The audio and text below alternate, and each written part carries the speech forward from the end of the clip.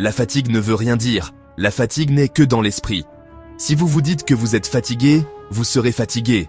Je ne fatigue pas, je vais te battre, je vais te faire savoir que je t'ai battu, et je vais vouloir que tu reconsidères ton choix de vie professionnelle.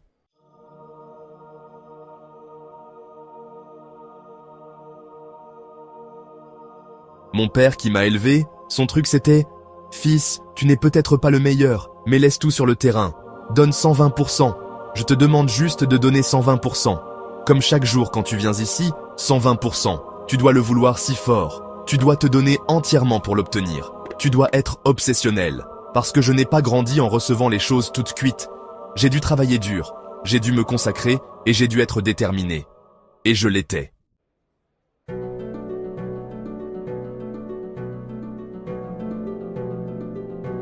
L'essentiel est que si vous parlez de battre tout le monde sur la planète pour quelque chose, vous parlez en fait de ce que vous êtes prêt à sacrifier, psychologiquement, physiquement, existentiellement, relationnellement, socialement, en termes d'estime de soi, de confiance, tout, n'est-ce pas, tout ça. Cette douleur que vous ressentez, c'est la douleur du succès.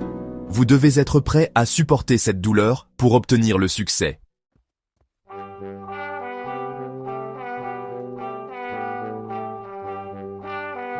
Le succès est un chemin très solitaire dans ce monde, car peu sont prêts à verser cet acompte de douleur pour un avenir de succès, une vie meilleure. Très peu le sont. Donc, si vous voulez être au sommet, vous devez agir différemment. Il n'y avait pas beaucoup de visages souriants avec moi là-bas. Il n'y avait pas beaucoup de visages souriants avec Michael Jordan. Il n'y avait pas beaucoup de visages souriants avec Kobe Bryant. Il n'y avait pas beaucoup de visages souriants avec Tiger Woods. Même quand je regarde le sport aujourd'hui, et que je vois ces gars sur le terrain comme s'ils étaient tous amis, je me dis que ce n'est pas l'instinct du tueur. Ce n'est tout simplement pas ça. Je ne pense pas que Muhammad Ali ou Mike Tyson essayaient d'être amis avec qui que ce soit.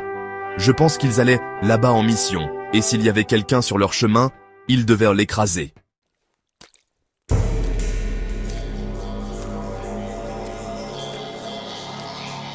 Il n'y a jamais de doute dans mon esprit, parce que je suis le meilleur au monde. Même si beaucoup d'entre vous n'aiment pas l'entendre, c'est juste un fait. Je suis le meilleur. Vous voyez ce que je veux dire? Parfois, je ne veux pas le croire moi-même, mais c'est la vérité. Je suis le meilleur.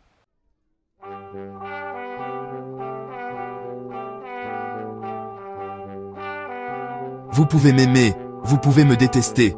Je ne suis pas ici pour me faire des amis, je suis ici pour gagner. En fin de compte, même Alexandre, l'une de ses citations célèbres est « J'ai rencontré l'ennemi, c'est moi ». N'est-ce pas? Et bien que ce soit un élément d'un ennemi, c'est génial. Nous en avons besoin. Michael l'avait, Brady l'avait, Kobe l'avait. Mais il y a un compétiteur fou. Psychologiquement, on peut l'appeler, vous savez, un psycho-compétiteur qui est constamment à la recherche de son prochain ennemi. C'est comme, vous savez, la vie est ennuyeuse si je n'ai pas ma prochaine cible. Vous savez, je suis presque, vous savez, mauvais pour moi-même si je n'ai pas la prochaine cible, le prochain ennemi. Et si je le choisis de la bonne manière, alors je suis capable de faire ressortir un côté de moi que je n'ai jamais vu auparavant.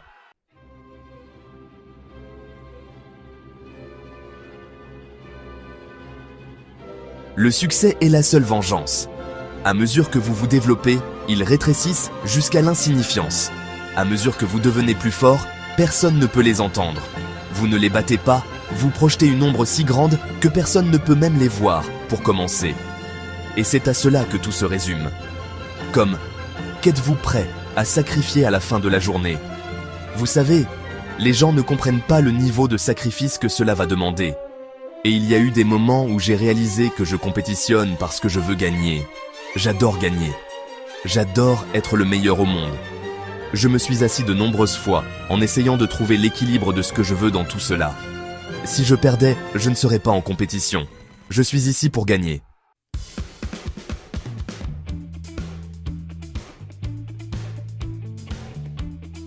C'est dur.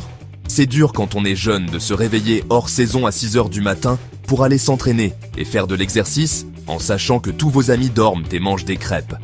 C'est dur quand vous êtes en route pour l'entraînement, chargé de tout votre équipement, et qu'il fait 32 degrés dehors, et que tous les autres enfants sont à la piscine ou à la plage. Peu importe qui vous êtes, il y a des bosses, des coups, et des contusions en cours de route. Et mon conseil est de vous préparer, car le succès et l'accomplissement viennent de la victoire sur l'adversité.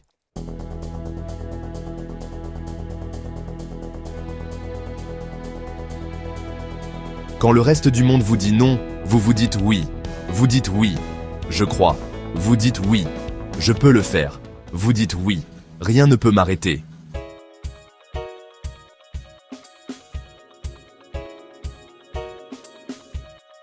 Si vous voulez être un grand joueur, si vous jouez tous les jours, 2-3 heures par jour, sur une année, à quel point vous améliorez-vous? La plupart des enfants joueront peut-être, vous savez, 1h30, 2 jours par semaine. Ça ne suffira pas. Vous devez être obsessionnel. Vous devez être obsessionnel.